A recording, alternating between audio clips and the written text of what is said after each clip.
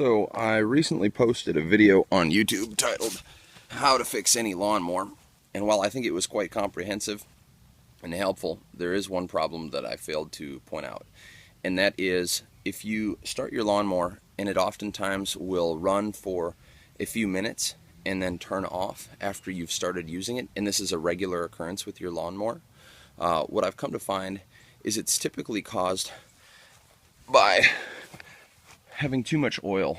What happens is if you have too much oil in your oil reservoir, it spills up near the carburetor and then it fouls up the combustion. And so what you can do in order to identify if this is actually your problem is you can tip the lawnmower up like this, pin it down with something, and leave it like this for about an hour. And what'll happen is all the oil that is fouling up your carburetor is going to drip back down into the crankcase where it should be. It's a temporary fix. It's just to identify the problem.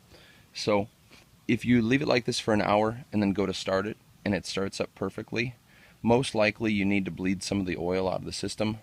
Some of the lawnmowers have a drain plug underneath, but in most cases you will end up simply opening up the oil fill cap and tilting the lawnmower on its side. A little tip for you: if you put some cinder blocks down and then pivot the lawnmower onto the cinder blocks, you'll have space underneath. It'll create a foot space underneath for you to put like a drain bucket or something like that.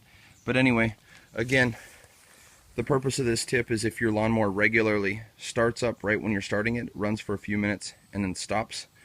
A lot of times, like I say, you have too much oil in it, and when you're going down a slight decline, the oil is going down into your carburetor.